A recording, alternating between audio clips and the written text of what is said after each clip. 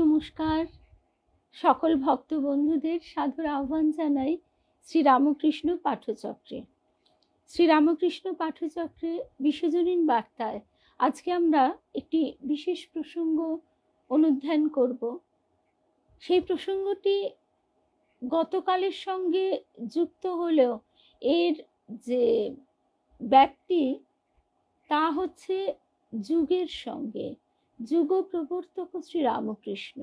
শ্রীরামকৃষ্ণ এমন একটি শক্তি, যে শক্তিকে তিনি নিজে বর্ণনা করছেন এইভাবে যে বাহাদুরি কাঠ, সবাইকে পার করে দেন। তা যুগ প্রবর্তন করতে গেলে সেখানে হঠাৎ একটি সামাজিক রীতিনীতির পরিবর্তন ঘটিয়ে দিলেই হয় না, সেখানে চাই মূল থেকে পরিবর্তন। সেই পরিবর্তন কিভাবে এসেছে সে কথা আবার স্বামী শিবানন্দজি মহারাজ বলছেন আরেকভাবে।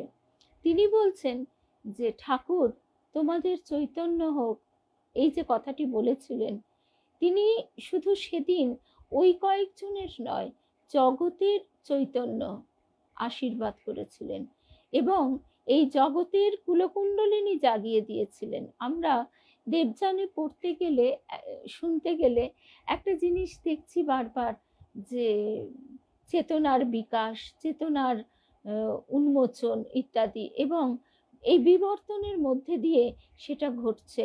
কখনো আমরা সেই বিবর্তন দেখছি, ক্রমবিবর্তন খুব ধীর গতিতে, আবার কখনো তা দ্রুত গতিতে। আমরা যেটাকে খারাপ ভাবি যুদ্ধ বিগ্রহ, কিন্তু দেখা যাচ্ছে যে সেই যুদ্ধ বিগ্রহের মধ্যে দিয়ে হয়তোবা দ্রুত সেই পরিবর্তন সাধিত হচ্ছে। না হলে আমরা স্লো ওয়ার্ল্ডের কথা শুনছি দেবযানে। এবং দেবযান শুধুমাত্র একটু উপন্যাস নয়, আমাদের যে শাস্ত্র তার মূল তত্ত্বের উপর ভিত্তি করে তা যাতে আমাদের বুঝতে সুবিধা হয় সেইভাবেই ঔপন্যাসিক আমাদের কাছে তুলে ধরেছেন। তো গতকাল 11ই সেপ্টেম্বর শিকাগো বক্তৃতার যে বিশেষ দিনটি ছিল, সেই দিনটির কথা আমরা কম বেশি সবাই স্মরণ করেছি, কিন্তু তার মধ্যে মধুরিমাদি ভীষণভাবে কি বলবো, আবেগতাড়িত হয়ে ভীষণভাবে যেন যন্ত্রণায় মুচড়ে মুচড়ে বলছে যে তুমি প্লিজ এই পাঠচক্রে তুমি স্মরণ করো, তুমি কিছু একটা সবার সঙ্গে একসঙ্গে কিছু একটা শোনবার ব্যবস্থা করো। না হলে সে যখন তার ছেলে মেয়েদের কাছে আমেরিকায় যায়, সে শিকাগোতে ঈশানানন্দজির কাছে সরাসরি বসে গান শুনেছে, তার বক্তৃতা শুনেছে। শুধু তাই নয়, পুজোর দিন কটিও সেখানে সে কাটিয়ে এসেছে। আচ্ছা, আমি একটু খুলে দিয়ে আসছি, ভালোই হয়েছে আমরা শুরু করিনি। আসছি, দাঁড়াও।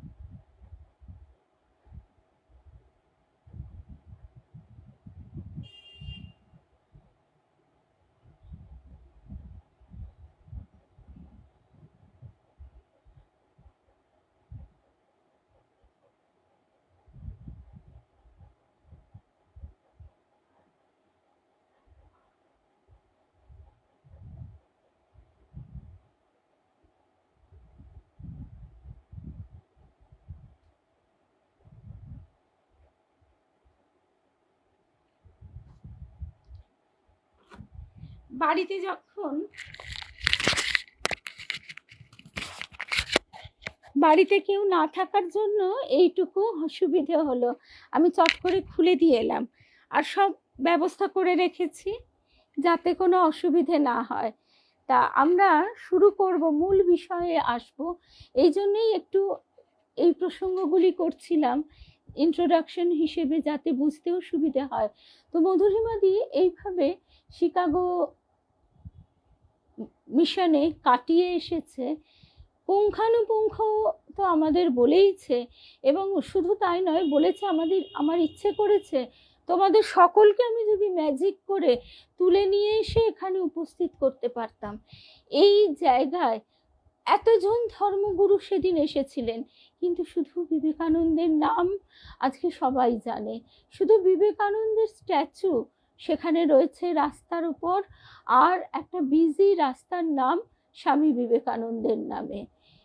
সেই জায়গায় আমরা নিজেদের কতটা তার আলোয় আলোকিত করবার চেষ্টা করেছি। যথার্থ ভালোবাসা, যথার্থ শ্রদ্ধা সম্মান জ্ঞাপন তখনই হয় যখন আমরা নিজেদের তার ভাবে ভাবিত করতে পারি, রূপান্তরিত করতে পারি। আজকে আমরা সেই দিনের পরিপ্রেক্ষিতে ভাস্বর প্রাণা মাতাজির একটি অপূর্ব নিবন্ধ শুনব। সবাইকে শুভেচ্ছা জানাই। এক এক করে আর কথা বলতে গেলে দেরি হয়ে যাবে।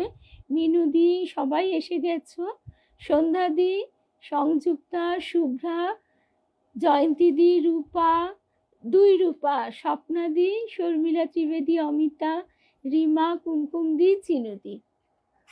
ঠাকুর মায়ের শ্রীচরণে সাষ্টাঙ্গ প্রণাম নিবেদন করে, স্বামীজির চরণে সাষ্টাঙ্গ প্রণাম নিবেদন করে আমরা শুরু করব এই বিশেষ অনুধ্যানটি।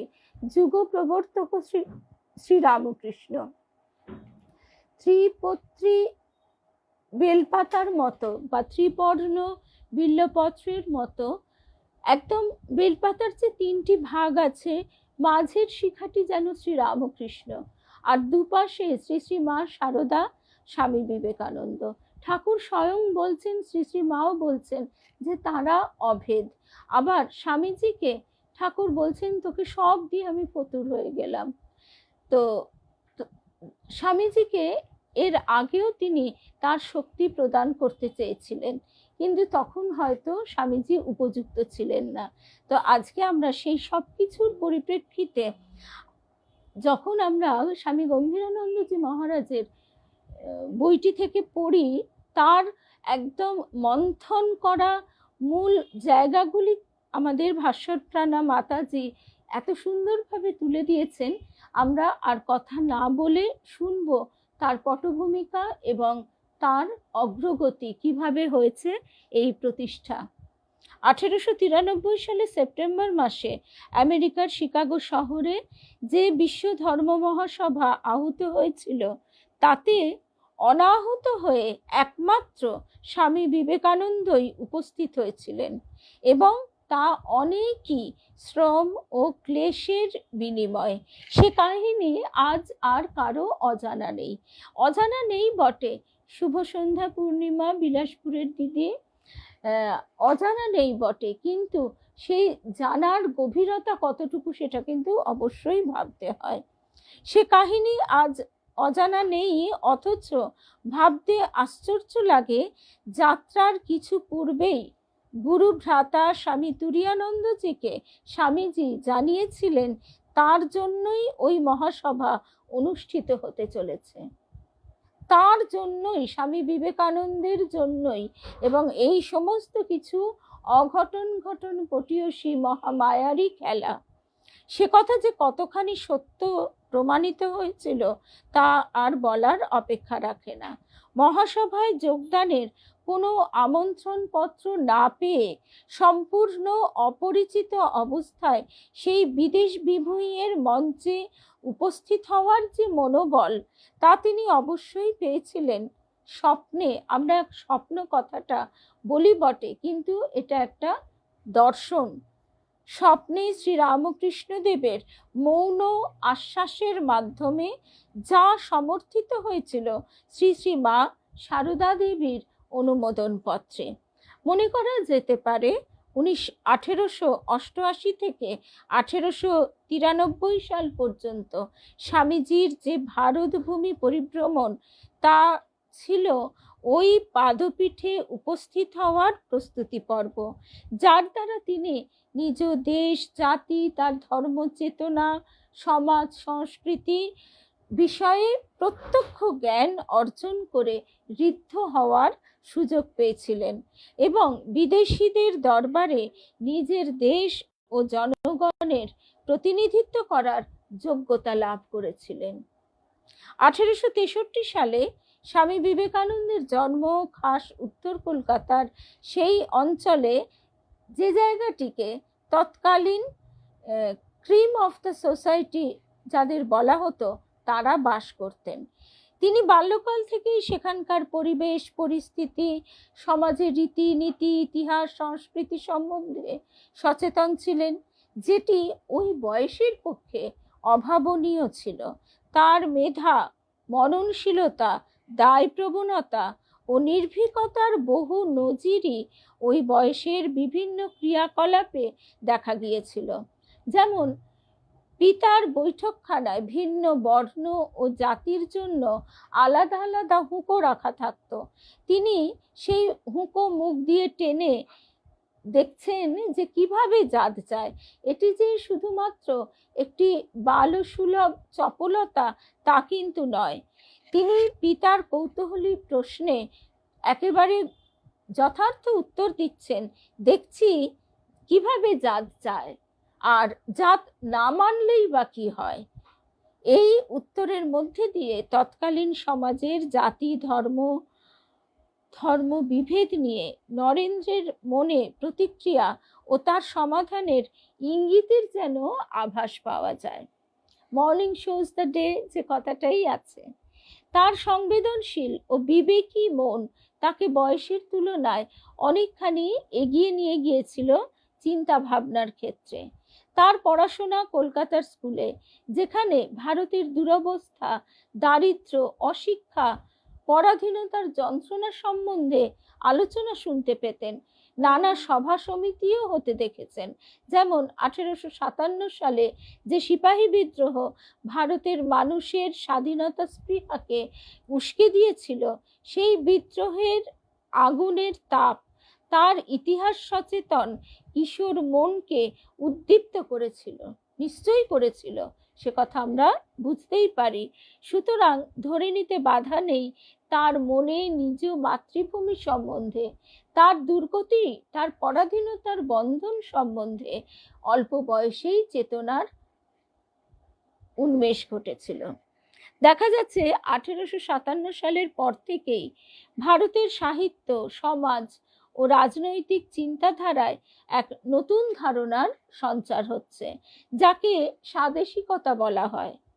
সেই সময় বলতে গেলে স্বামীজির পাড়াতেই নবগোপাল মিত্রের আখড়ায় হিন্দু মেলার প্রতিষ্ঠা, বঙ্কিমচন্দ্র, হেমচন্দ্র, নবীনচন্দ্র, রঙ্গলাল প্রমুখ কবি সাহিত্যিকদের রচনার মাধ্যমে ভারতে ব্রিটিশ শাসন ও শোষণের বিরুদ্ধে একটা জনচেতনা, জনমত গড়ে তোলার চেষ্টা করা হচ্ছে।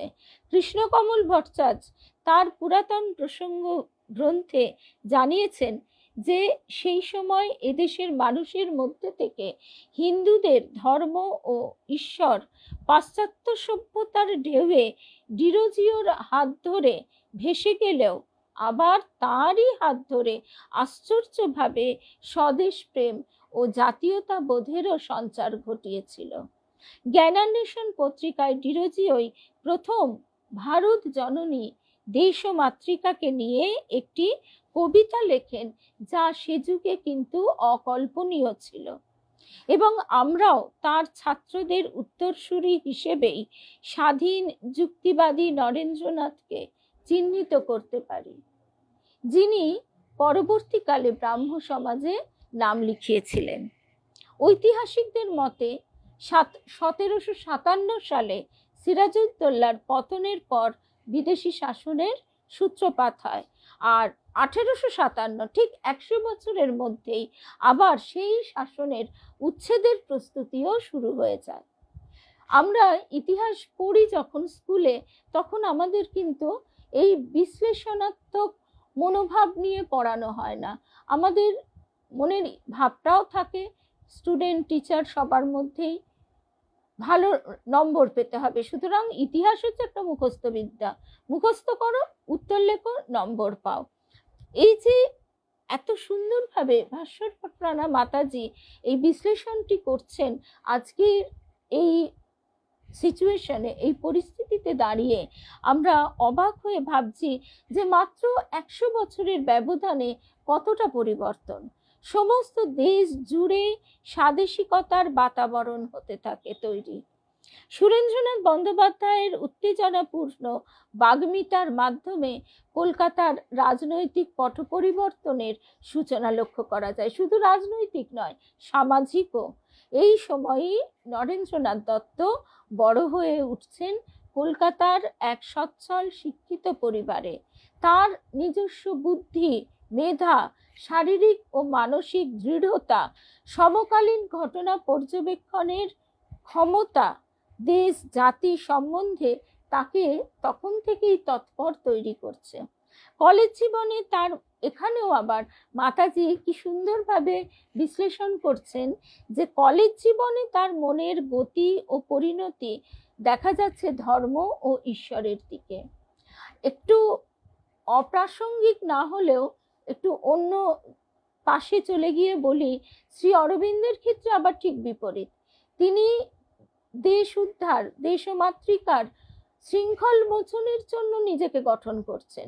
তিনি বিদেশি শিক্ষা লাভ করে এসেছেন, কিন্তু তিনি দেশমাতৃকার জন্য নিজের প্রাণ বিসর্জন দিতে যাচ্ছেন।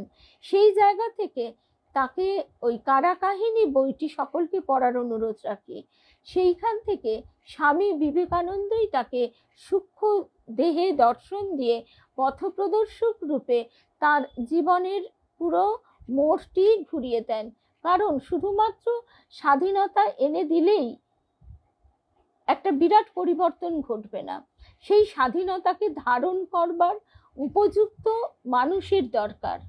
এইভাবে তিলে তিলে কিন্তু যুগ পরিবর্তন ঘটছে।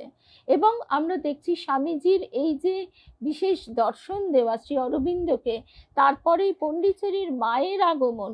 পণ্ডিচেরির মা, তিনি ফ্রান্সে বসে কৃষ্ণরূপে শ্রী অরবিন্দকে দর্শন করছেন।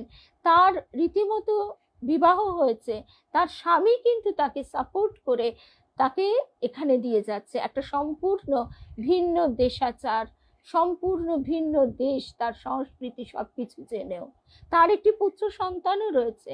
এরপরে দেখতে পাচ্ছি আমরা শ্রী অরবিন্দের যে সাধন, যুগ্ম সাধনা, তার মধ্যে দিয়ে আবার একটা গঠনের কাজ সৃষ্টি হচ্ছে, যে গঠন মানুষের প্রাণের গঠন, আত্মাকে উদ্দীপ্ত করার গঠন। এখানে আমরা দেখছি যে কিশোর বয়সে অর্থাৎ কলেজ জীবনে তার মধ্যে তীব্র ব্যাকুলতা ঈশ্বর দর্শনের জন্য।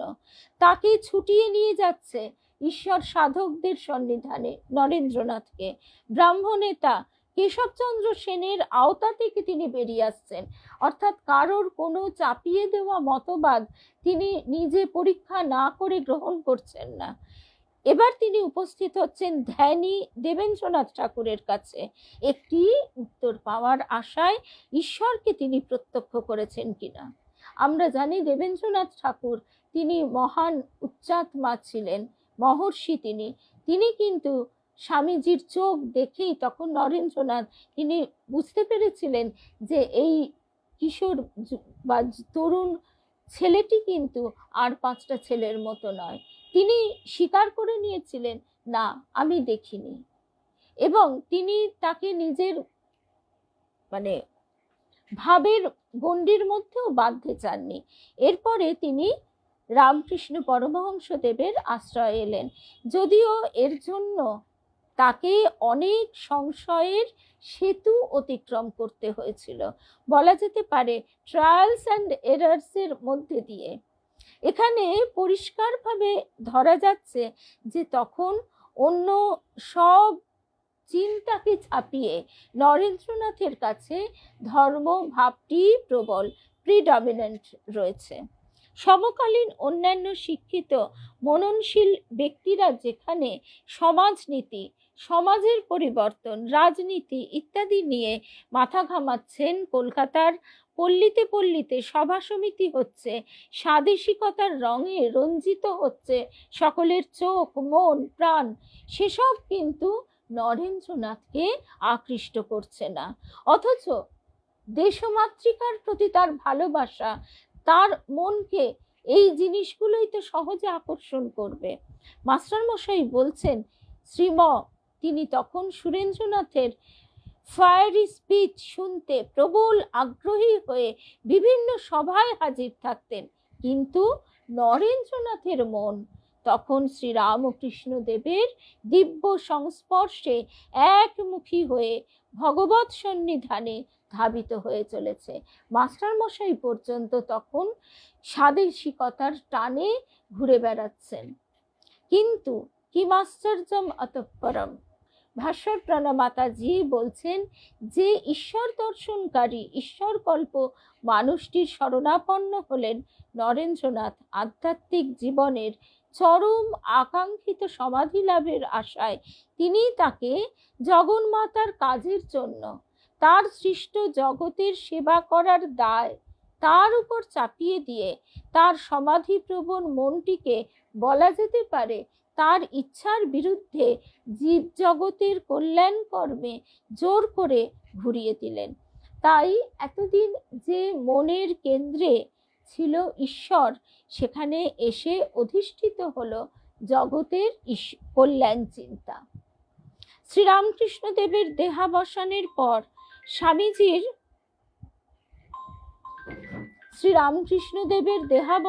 পর স্বামীজির দীর্ঘ ভারত ভ্রমণের উদ্দেশ্যই ছিল দেশের গণসম্পদ, দেশের মানুষ, তার ধর্ম, সভ্যতা, সমাজ, সংস্কৃতি সম্বন্ধে প্রত্যক্ষ জ্ঞান লাভ। প্রকৃত ধর্ম বা অধ্যাত্ম জ্ঞান তিনি শ্রী গুরুর চরণতলে বসেই আয়ত্ত করেছিলেন। তবে ভারত যে পুণ্যভূমি, ভারতে ধর্মই যে প্রধান সম্পদ, তা আমজনতার সঙ্গে মিশে আরো ভালোভাবে হৃদয়ঙ্গম করলেন। যদি সেদিন রামকৃষ্ণদেব তাকে সমাধির আনন্দ লাভের জন্য হিমালয়ের গিরিগুহায় পাঠাতেন, বা অন্যভাবে বলা যায় যদি তাকে ওই ভগবৎ সান্নিধ্য লাভের আনন্দ থেকে সরিয়ে জগতের দুঃখ যন্ত্রণার দিকে তার মনটিকে ঘুরিয়ে না দিতেন, তাহলে বোধহয় আজ এই পরিবর্তন আমরা দেখতে পেতাম না। দেশবাসীর অপরিসীম দুর্গতি, দারিদ্র্য, অশিক্ষা, পরাধীনতার বেদনা মর্মে মর্মে উপলব্ধি করে তাদের সঙ্গে একাত্ম হতে পারতেন না।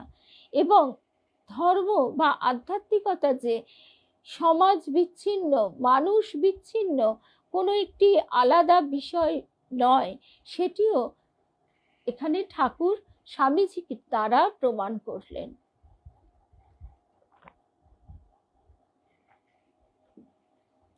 এবং এই দেশবাসীর দুঃখ দুর্দশার থেকে পরিত্রাণের জন্য তিনি পাশ্চাত্য গমনের কথাও ভাবতে পারতেন না। তখন আমেরিকা হচ্ছে কর্মের একেবারে বিপুল প্রকাশ, কিন্তু সেই কর্ম সেটা নয় কর্মযোগ। কর্ম এবং কর্মযোগের পার্থক্য পাশ্চাত্যের লোকেরা তখনও জানে না, শোনেনি। কন্যাকুমারী তীর্থে কুমারী মাকে প্রণাম জানিয়ে দেবীর পদচিহ্ন শোভিত শিলার সামনে বসে স্বামীজি যে গভীর ধ্যানে রাত্রি যাপন করেছিলেন, তার তাৎপর্য ছিল অতি গভীর ও সুদূর প্রসারিত। সেই রাতে তার ধ্যেয় ছিল না কোনো দেবদেবী বা তার গুরু, ছিল ভারতবর্ষ, অখণ্ড ভারতবর্ষ, ধর্মে কর্মে গৌরবময় তার স্বর্ণোজ্জ্বল অতীত। সঙ্গে ছিল দারিদ্র ও অজ্ঞানতা ক্লিষ্ট তিমিরাচ্ছন্ন পরপদানত বর্তমান, অর্থাৎ সেই বর্তমান সময়টা আর তার থেকে উঠে আসা অধিকতর উজ্জ্বল ও গরিমাময় স্বপ্নের ভবিষ্যৎ ভারত। স্বামী গম্ভীরানন্দজি মহারাজ লিখছেন, সেই নির্জন দ্বীপে ধ্যানমগ্ন সন্ন্যাসীর হৃদয়ে জাগরুক রহিল একটি মাত্র চিন্তা, ভারত ও ভারতের ভাগ্য বিধাতার অভিপ্রায়। কি আশ্চর্যভাবেই না ধ্যানের বিষয় পরিবর্তিত হয়ে গেল।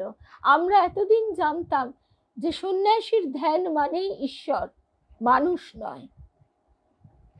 ঈশ্বর প্রণিধান বা আত্মমুক্তি নয়, তার স্থান গ্রহণ করল স্বদেশ ও স্বজাতির মুক্তি চিন্তা। শ্রীরামকৃষ্ণদেবকে সম্পূর্ণ ক্রেডিট দিতে হয় পট পরিবর্তনের জন্য। গম্ভীরানন্দজি আরো লিখছেন, স্বামীজি ভাবতে লাগলেন দেশের এই দুর্গতির পরিস্থিতিতে কিরকম ব্রত তার পক্ষে গ্রহণীয় হতে পারে, সে ব্রত কেমন করে উদযাপিত হবে। সেই চিন্তা তাকে এক আমূল সংস্কারক, সুমহান সংগঠক ও শক্তিমান আত্মানুভব সম্পন্ন দেশ ও নায়কে রূপান্তরিত করে দিল। এখানে দেখছি তার চিত্তে শ্রীরামকৃষ্ণ উল্লেখিত জগন্মাতা ও দেশ ও মাতৃকা একাকার হয়ে গেলেন। ভূপেন্দ্রনাথ দত্ত তার প্যাট্রিয়ট প্রফেট গ্রন্থে এমন একটি সংশয়াত্মক ভাব প্রকাশ করেছেন যে যদি শ্রীরামকৃষ্ণদেব তার ঐশী শক্তি প্রয়োগে নরেন্দ্রনাথকে ধর্মের দিকে আকর্ষণ না করতেন, তবে তিনি নিশ্চিতভাবে একজন সুমহান বিপ্লবী ও ভারতের রাজনৈতিক স্বাধীনতা লাভের জন্য জীবন উৎসর্গ করে দিতেন। কিন্তু আমাদের মনে হয় এই ভাবনাটির সপক্ষে ইতিহাসের সমর্থন মিলবে না, কারণ শ্রীরামকৃষ্ণ নরেন্দ্রনাথের যৌবনের যে ঈশ্বরানুরক্তির তীব্রতা বা ব্যাকুলতাকে কিছুটা তৃপ্ত করে তাকে দেশের দশের কাজে আত্মনিয়োগে বাধ্য করেছিলেন। কি আদর্শে? শিব ও জ্ঞানে জীব সেবার আদর্শ অনুসরণে। তা না হলে কন্যাকুমারীর শিলাসনে আত্মধ্যান না করে ভারতের দুর্দশা মুক্তির চিন্তা তিনি করতে পারতেন না। পরবর্তীকালে সেই গুরুর কৃপায় ও সমর্থনে তিনি যেন যুগান্তরের হনুমান সাগর পেরিয়ে বিদেশের মাটিতে দাঁড়িয়ে অতিশয় প্রতিকূল পরিস্থিতিতে অসাধারণ দক্ষতায় ভারতের ধর্ম সংস্কৃতির জয়গান করে তাদের মুগ্ধ করে বিশ্বের দরবারে ভারতকে তুলে ধরলেন তার দারিদ্র অশিক্ষা সহ।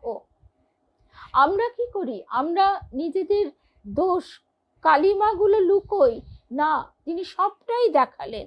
তার কারণ হিসেবে ইংরেজদের শোষণকেই দায়ী করে মনে করে নিতে বাধা নেই যে সেদিন ভারতের স্বাধীনতা অর্জনের দিকে প্রথম পদক্ষেপটি ছিল তার। স্বামী বিবেকানন্দ পরিব্রাজ্যকালে দুটি বিষয় লক্ষ্য করেছিলেন।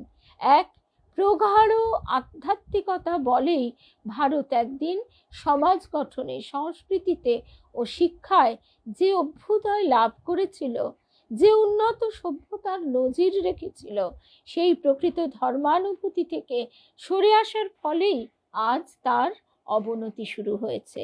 এর কারণ হিসেবে তিনি প্রিস্টক্রাফট বা পুরোহিততন্ত্রকে, পুরোহিত অনুশাসনকে দায়ী করেছেন, যা শুধু বহিরঙ্গের আচার অনুষ্ঠানকে প্রাধান্য দিয়ে জাতি ধর্মের বিভেদ ঘটিয়ে ঈশ্বরের কাছ থেকে মানুষকে সরিয়ে প্রকৃত ধর্মকে আচ্ছন্ন করে দিয়েছিল।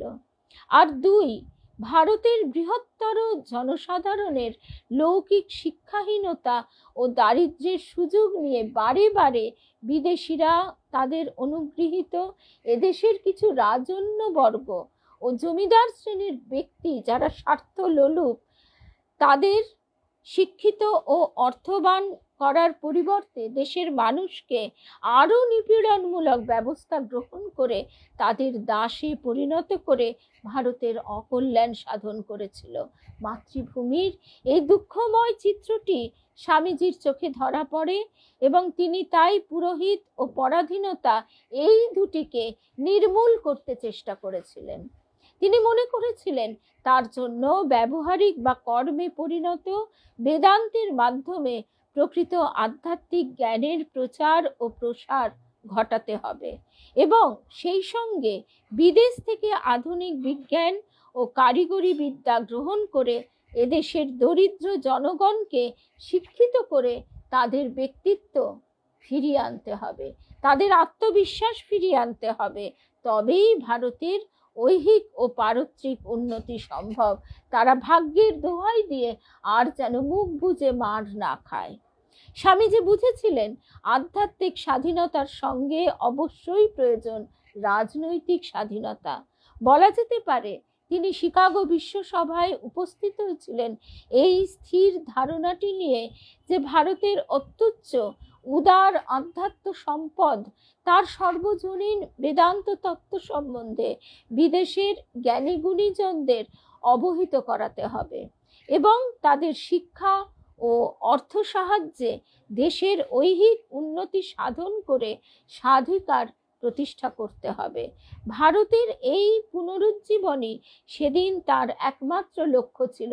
তাই তিনি বলেছিলেন যে ভারতের লোকেদের এখন ওই বসে বসে নামকা ওয়াস্তে গীতা পাঠের কোনো প্রয়োজন নেই, তার থেকে তারা মানসিক শারীরিকভাবে দৃঢ় হোক, খেলাধুলো করুক, ফুটবল খেলুক। এই লক্ষ্যে পৌঁছতে গিয়ে যেন তার ধ্যান, তপস্যা, নির্বিকল্প সমাধি, আত্মমুক্তির চিন্তা সমস্ত তুচ্ছ হয়ে গিয়েছিল। কোনো কোনো ঐতিহাসিকের ধারণায় ওই মহাসভা যেহেতু ধর্মের নামে আহুত হয়েছিল, বিবেকানন্দ সেখানে হিন্দু ধর্মের বেদান্তের সারতত্ত্ব ব্যাখ্যা করেছিলেন, বিশ্লেষণ করেছিলেন ঠিকই, কিন্তু তার মূল উদ্দেশ্য ছিল ভারতের ধর্মের মহনীয়তা বিদেশিদের কাছে প্রমাণ করা এবং তার পরাধীনতার শৃঙ্খল মোচনে তাদের উদ্দীপিত করা, তাদের সমর্থন আদায় করা। স্বামীজির চিন্তায় রাজনৈতিক ও অর্থনৈতিক স্বাধীনতাই ছিল ভারতের জনগণের উন্নতির একমাত্র উপায়। তিনি এও হৃদয়ঙ্গম করেছিলেন যে ভিখারির মতো আবেদন নিবেদনের মাধ্যমে স্বাধীনতা লাভ করা যাবে না। তার জন্য চাই উপযুক্ত শক্তি, সামর্থ্য, মেধা, যুক্তিবুদ্ধি ও আত্মবিশ্বাস। তার দৃঢ় বিশ্বাস ছিল ভারতে আত্মধর্ম, আত্মশক্তির যে অনুশীলন অতীতে হয়েছে, যার নিদর্শন রয়েছে আমাদের বেদ, উপনিষদ, পুরাণে, সেই মহান ধর্মকে অবলম্বন করে তার উপর নির্ভর করেই অগ্রসর হতে হবে। রামচন্দ্র তিনি সেতুবন্ধন করে ফেললেন সীতাকে নিয়ে আসার জন্য। আবার তারপরের ক্ষেত্রে আমরা দেখছি যে দেশের নাগরিকদের জন্য তিনি সীতাকে ত্যাগ করলেন। এই বিষয়ে বর্তমানে বহু নারীবাদী মহিলারা তারা অনেক রকম ব্যাখ্যা করে থাকেন, কিন্তু আমাদের বুঝতে হবে যে স্বামী বিবেকানন্দ শ্রীরামচন্দ্র এবং সীতা দেবীর যে মহিমা আমাদেরকে বারবার অনুধাবন করবার শিক্ষা দিচ্ছেন। যথাযথভাবে সেখানে তাদের কাছে তুলে ধরতে হবে যে ভারতের এই চিরস্থায়ী অমূল্য সম্পদটিকে, আধ্যাত্মিকতা। স্বদেশের ক্ষেত্রেও তিনি দুটি নতুন পথের কথা আমাদের শুনিয়ে সচেতন করতে চেয়েছেন: ম্যান মেকিং এডুকেশন ও ম্যান মেকিং রিলিজিয়ন। মানুষ তৈরি করা। আমরা ধর্মের ওই ভণ্ডামির দ্বারা যেন বারে বারে আহত না হই। স্বামী বিবেকানন্দ সর্বদাই ভারত শব্দটি ব্যবহার করেছেন, যদিও আমাদের ধর্মের ব্যাখ্যায় হিন্দু শব্দটি প্রয়োগ করেছেন, কারণ সেটি অধিক পরিচিত ছিল। তিনি নিজেই জানিয়েছেন হিন্দু শব্দের দ্বারা কোনো ধর্মীয় গোষ্ঠীকে বোঝায় না। আমাদের ধর্ম বেদান্ত, বেদ উপনিষদই আমাদের ধর্মশাস্ত্র, সেখানে কোথাও হিন্দু শব্দটি উচ্চারিত হয়নি। প্রখ্যাত লেখক ও প্রাবন্ধিক রামচন্দ্র গুহ স্বামী বিবেকানন্দকে চিহ্নিত করেছেন ইতিহাসে একজন হিন্দু রিভাইভালিস্ট রূপে। কিন্তু একথা বললে স্বামীজির প্রতি অবিচার করা হয়। ভগিনী নিবেদিতা লিখছেন, স্বামী বিবেকানন্দ যখন মঞ্চে হিন্দু ধর্মের আলোচনা শুরু করেন তখন তা ছিল এই ধর্মের সাধারণ ব্যাখ্যা, কিন্তু তিনি যখন ভাষণ শেষ করলেন তখন হিন্দু রিলিজিয়ন ওয়াজ ক্রিয়েটেড, কোনো প্রচলিত হিন্দু মতবাদ বা ইজমকে নিজের ধর্ম বলে তিনি প্রচার করলেন না। উপনিষদে সত্য ধর্মের সর্বজনীন বিশ্বজনীন সত্যের প্রচার করতেই চেয়েছে, যা সব দেশে সব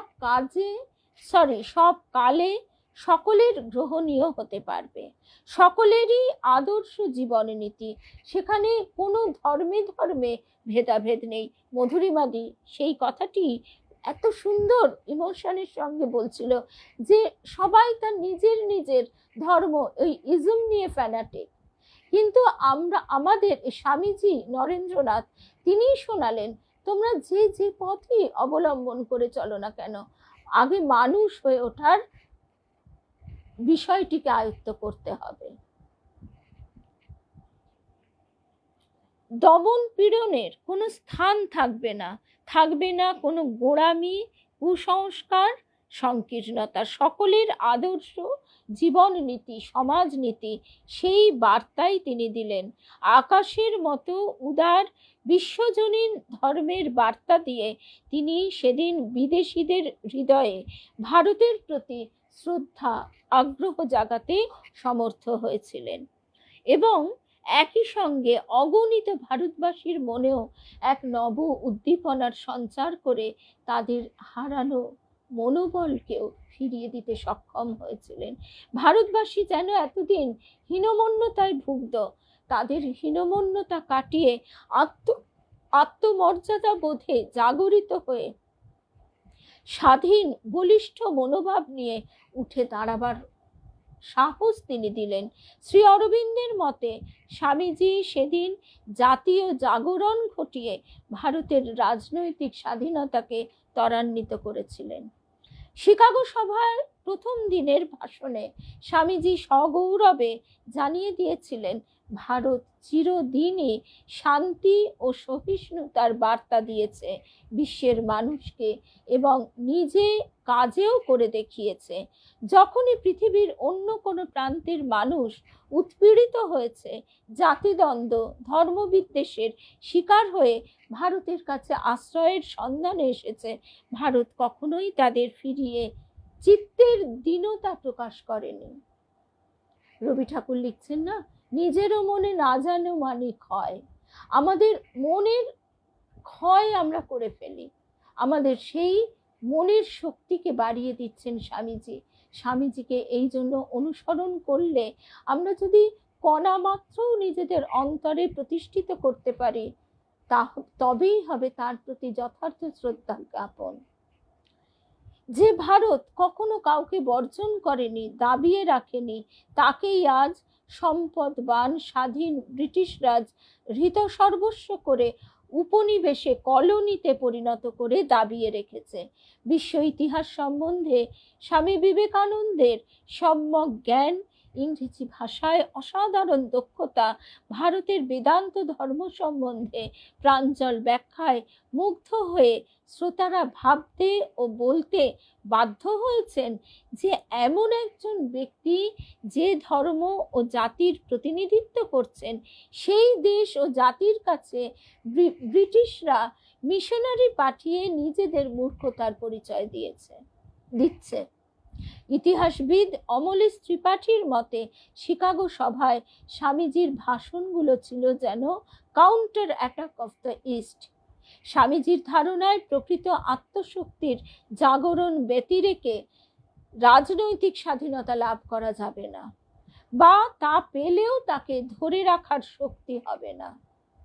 কারণ মানুষ যদি স্বার্থান্বেষী হয়, স্বার্থ লোলুপ হয়, ভোগ লোলুপ হয়, ভোগ সর্বস্ব হয়, সে তখন স্বাধীনতাকে নিয়ে নয় ছয় করবে। তিনি এই শক্তি জাগরণের ক্ষেত্রে শুধু হিন্দু জাতিকে গণ্য করেননি। জাগরণের ক্ষেত্রে তার ভারত ছিল হিন্দু, মুসলমান, শিখ, খ্রিস্টান, পার্সি, বৌদ্ধ, জৈন সকলকে নিয়েই এক মহাভারত। সেই সময়ই রবীন্দ্রনাথ ঠাকুর স্বামীজিরই সমসাময়িক, তারই সমবয়সী, তিনি লিখছেন যে জাতীয় সঙ্গীতটি তার পুরোটা যদি আমরা পড়ি, আমরা তো জাতীয় সঙ্গীতটাই ঠিক মতো পড়ে দেখি না, পুরো কবিতাটি যদি পড়ে দেখি তাহলে আমরা বুঝতে পারবো যে অখণ্ড ভারতের যে উজ্জ্বল স্বপ্ন স্বামীজি দেখেছিলেন তা তখন সকলের মধ্যে তা ঢুকিয়ে দিতে পেরেছিলেন। আজকে হয়তো বর্তমান পরিস্থিতিতে অনেকে অনেক রকমের বিপরীত কথা বলবেন তর্কের সুবাদে, কিন্তু একটা জিনিস আমাদের মনে রাখতে হবে, গুরুজন যেন গত সপন্থা। গুরুজন অর্থাৎ এই দূরদর্শী যারা, এদের যে দৃষ্টির স্বচ্ছতা, সেটা কিন্তু আমাদের সীমাবদ্ধ দৃষ্টিতে ধরা পড়বে না। শক্তি ও বীরত্বহীন হয়ে অর্থাৎ দুর্বলতা ও কাপুরুষতা সম্বল করে বীরভোগ্যা স্বাধীনতা কখনো অর্জিত হতে পারে না।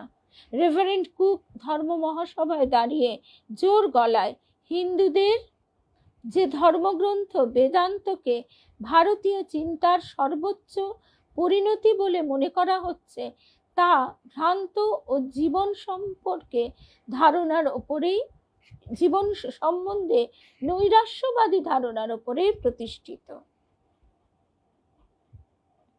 একথা বলছেন রেভারেন্ড কুক 19শে সেপ্টেম্বর। রাজা রামমোহন রায়ও কিন্তু একদা মনে করতেন বেদান্ত নৈতিকতা ব্যাখ্যায় অপারগ, তাই তাকে স্বয়ংসম্পূর্ণ ধর্মতত্ত্ব বলে মনে করা যাবে না।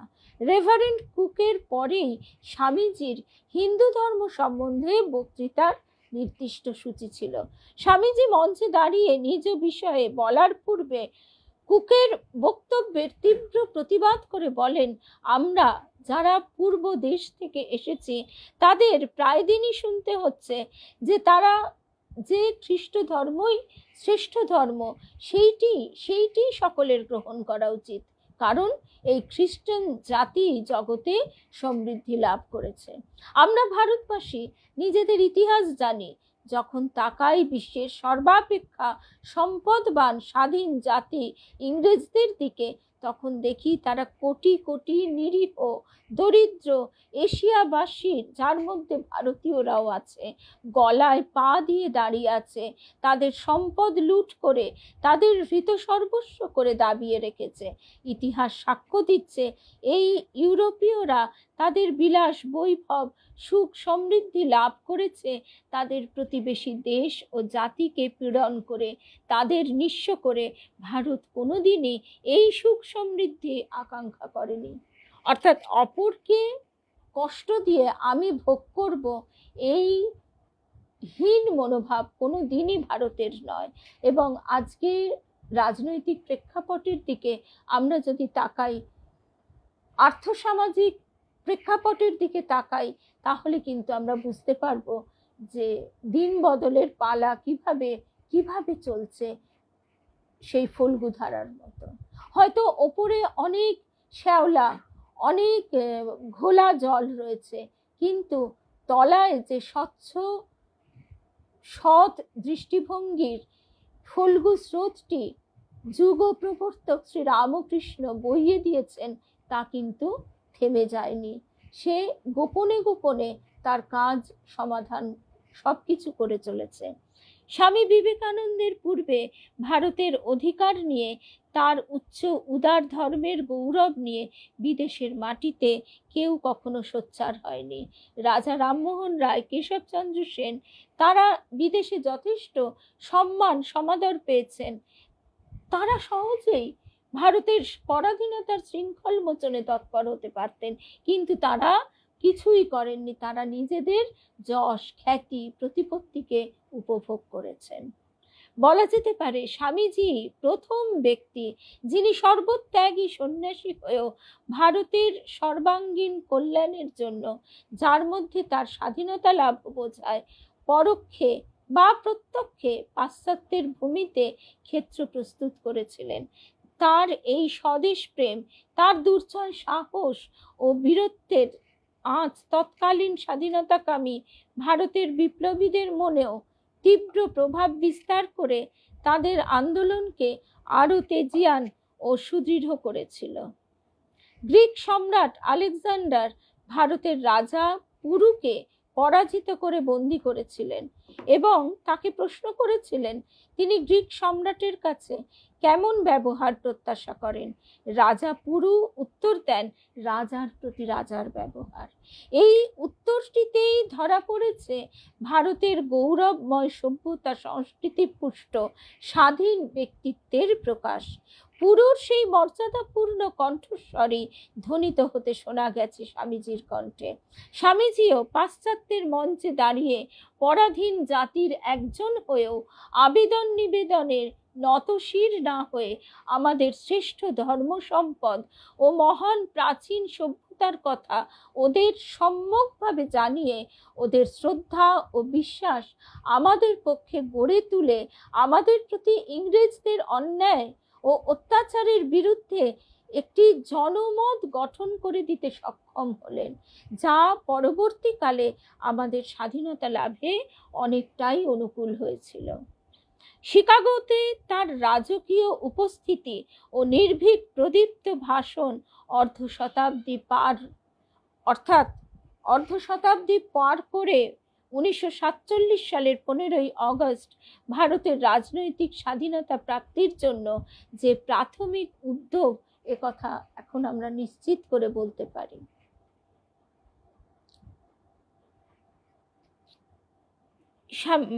ভাস্বরপ্রাণা মাতাজি এইভাবে এই বিষয়টি খুব সুন্দরভাবে আমাদের বিশ্লেষণ করে বোঝাচ্ছেন যে কোথা থেকে, কোন অবস্থা থেকে সেই বীর বিবেকানন্দ, সন্ন্যাসী বীর বিবেকানন্দ উঠে দাঁড়িয়ে আমাদের দেশকে, জগন্মাতা দেশ মাতৃকা একাকার হয়ে গেছে, তাকে সবার সামনে তুলে ধরছেন, মাকে তুলে ধরছেন। ভারতের শাসক তখন ইংরেজ শক্তি, তাদের রূপ গুণ স্বাধীন চালচলন এদেশের শিক্ষিতদেরও হিপনোটাইজ করে রেখেছে। তারা ইংরেজদের সঙ্গে সমসুরে ভারতের ধর্ম, সমাজ ব্যবস্থা, জীবনযাত্রার অপব্যাখ্যা করছে, তাকে হীন প্রতিপন্ন করছে মাতৃভূমিকে, আর সেইটি করে শাসক শ্রেণীর বাহবা লাভ করছে এবং সমাজে উচ্চ সম্মানের স্থান দখল করে জনগণের ওপর ছড়ি ঘোরাচ্ছে।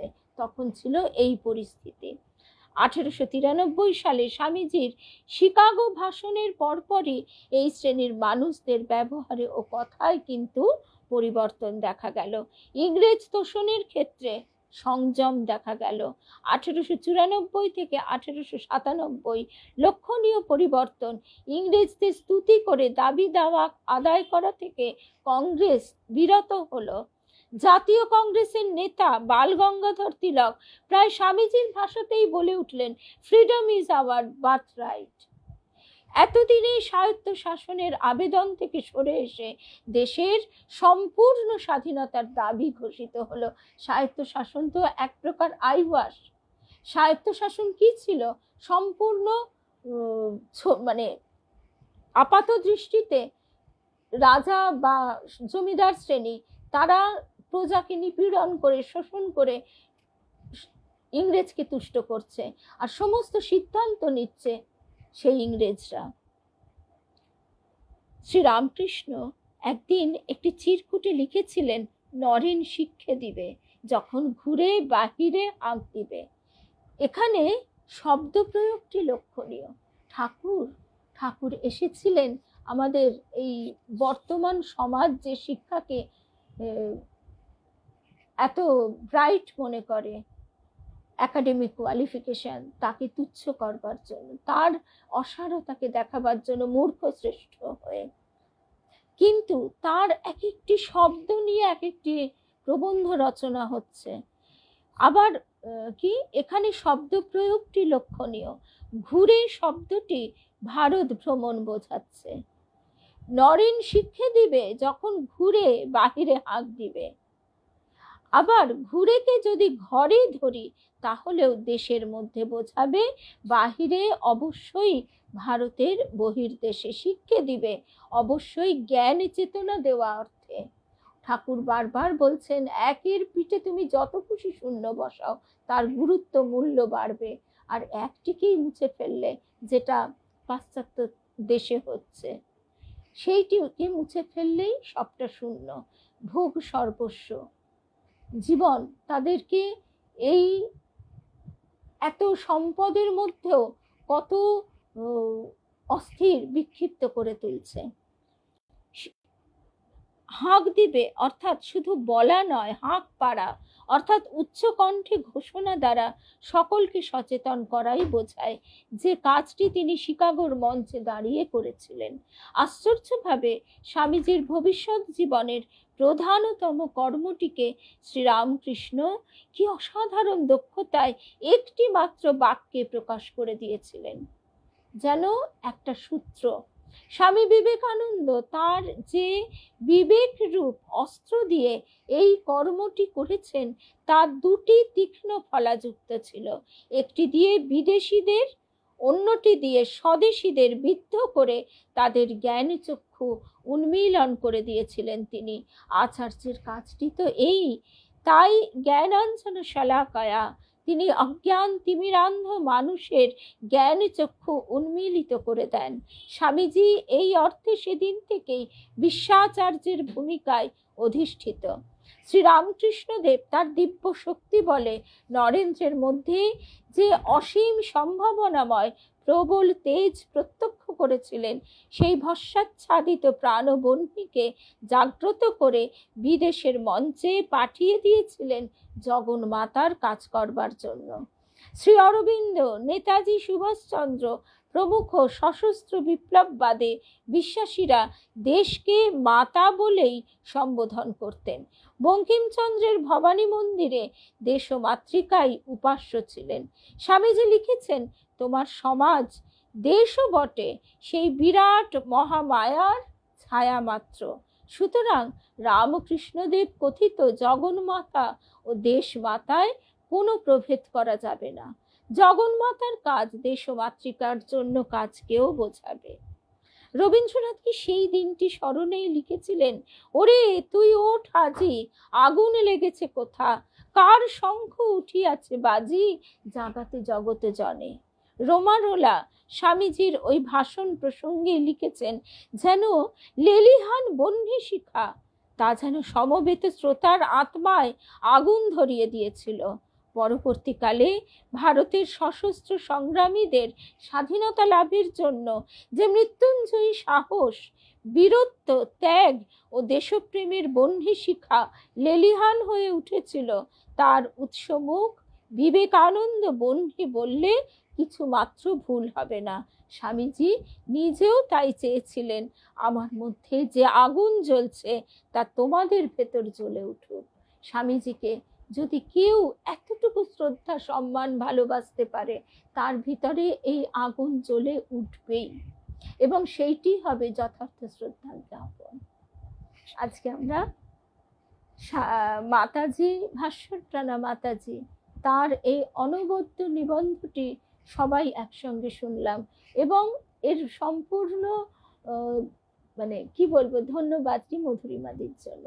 মধুরিমাদি যদি কালকে আমাকে এভাবে না বলতো, হয়তো শোনা হতো না। আবার ভাবি যে ঠাকুর স্বয়ং হয়তো তিনি তার কথা এভাবেই আমাদের ভিতরে চারিয়ে দিচ্ছেন, উস্কে দিচ্ছেন আমাদের। জয় রাম কৃষ্ণ, জয় রাম কৃষ্ণ, জয় রাম।